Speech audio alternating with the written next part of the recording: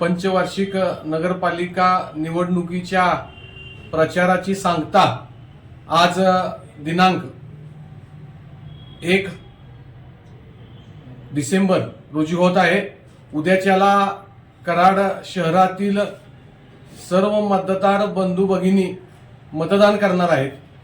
मी सर्व कराड शहरातील मतदार बंधू भगिनींना आवाहन करू इच्छितो की आपण सर्वजण सुज्ञ आहात, योग्य माणसाला, अनुभवी माणसाला आपण सर्वांनी मतदान करावे।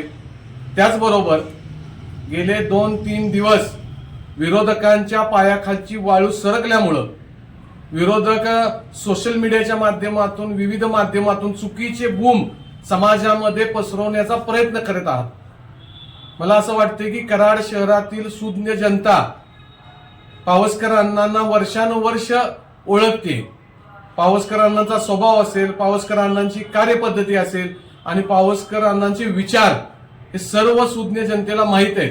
परंतु राजकारणी जी लोक आहेत त्यांना फक्त निवडून यायचंय आणि केव्हा एकदा नगरपालिकेत जाऊन बसतोय आणि टेंडर प्रोसिजर करतोय, याच्याशिवाय काही त्यांना गडबड लागलेली नाही। मी उमेदवारांची नावं घेणार नाही, परंतु कराड शहरातील सुज्ञ जनता सगळ्यांना माहिती आहे की असं होऊ शकतं भविष्यात 2 वर्षानंतर कराड नगरपालिका विक्रीला निघालेली आहे, अशी परिस्थिती होऊ शकते। त्यामुळं मी सर्व कराड शहरातील मतदार बंधू भगिनींना आवाहन करू इच्छितो की आपण योग्य माणसाला म्हणजेच पावसकर अण्णांना बहुमताने विजयी करावं। भारतीय जनता पार्टी एकमेव असा पक्ष आहे की समाजाचं काहीतरी देणं लागतो अशा दृष्टिकोनातून सातत्यानं काम करत असतो। कालच आपण बघितलं, महाराष्ट्राचे मुख्यमंत्री या ठिकाणी आले होते। त्यांनी आवाहन केलं की लाडकी बहीण योजना ही आयुष्यभर मी बंद होऊन देणार नाही। त्याचबरोबर मुख्यमंत्र्यांनी सांगितलं की कराड शहरामधील जेवढ्या झोपडपट्ट्या आहेत त्या ठिकाणी 100% कॉन्क्रीटची घरं, म्हणजे प्रत्येक झोपडपट्टी धारकाला फ्लॅट उपलब्ध होईल अशा दृष्टिकोनातून केंद्र सरकारकडे मी प्रयत्न करणार आहेत। बोले तैसा चाले असा आपला मुख्यमंत्री आहे। त्याचबरोबर या विधानसभेला लाभलेले आमदार म्हणजेच डॉक्टर अतुलबाबा भोसले हे पण कामाची जर आपण पद्धत बघितली की चांगल्या पद्धतीनं या कराड दक्षिण मतदारसंघामध्ये काम करत आहेत। मी कराड शहरातील सुज्ञ मतदार बंधू भगिनींना आवाहन करू इच्छितो की उद्या 2 डिसेंबरला आपण मतदान करालच, परंतु योग्य माणसाला जर मतदान नाही झालं तर परत आपण 5 वर्ष पारतंत्र्यात जाऊ आणि आपल्याला भेटायला लागेल। नगराध्यक्ष पद हे रोज लोकांना दिसण्याचं आहे, रोज लोकांना भेटण्याचं आहे।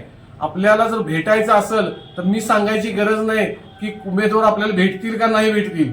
इतर उमेदवार जर आपण चुकीचा काही निर्णय घेतला तर त्याचं नुकसान हे कराडकर नागरिकांना सोसावं लागेल। मी सर्व कराडकर नागरिकांना, मतदार बंधू भगिनींना आवाहन करू इच्छितो की आपण चोखंदळपणे मतदान करावं, कोणत्याही अफवेला बळी पडू नये।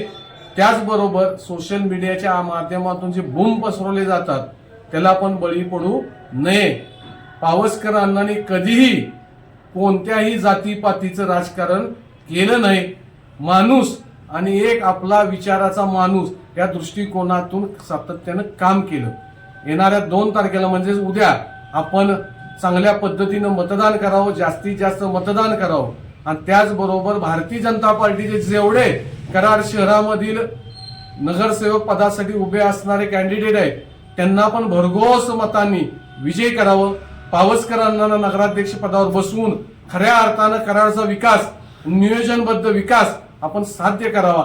येणाऱ्या काळामध्ये 100% मला असं वाटतंय की महाराष्ट्राची ताकद असेल, केंद्राची ताकद असेल ही 100% कराड शहराला मिळणार आहे आणि त्या माध्यमातून कराड शहराचा विकास, परिपूर्ण विकास झाल्याशिवाय राहणार नाही।